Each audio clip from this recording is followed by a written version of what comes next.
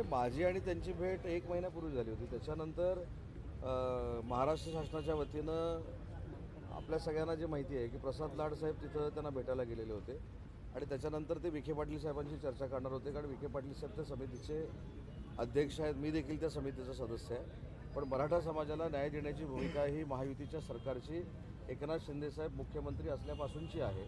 आज देवेंद्रजी देखील त्याच पद्धतीनं काम करत आहेत. त्याच्यामुळं मनोजदादा जरांगेंच्या ज्या काही शंका असतील ते सरकार म्हणून आम्ही दूर करतो. उस्मानाबादने जर त्या आंदोलनादरम्यान माझा मृत्यू झाला तर त्याला सर्वस्वी देवेंद्र फडणवीस हे जबाबदार असतील असं ते म्हणतात.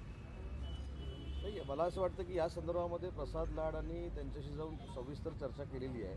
प्रसाद लाड साहेबांचा कालच मला फोन होता की या संदर्भात चर्चा करायची आहे, विखे पाटील साहेबांची चर्चा करायची आहे. मनोजदादांना आंदोलनाची वेळ येणार नाही अशा पद्धतीनं शासन काम करेल अशा पद्धतीची भूमिका देखील प्रसाद लाड यांनी मांडलेली आहे. त्यांच्यावर आम्ही चर्चा करू आणि भविष्यातली आमची भूमिका मराठा समाजाबद्दलची जी सकारात्मक आहे ती तशीच ठेवून पुढे जाऊ.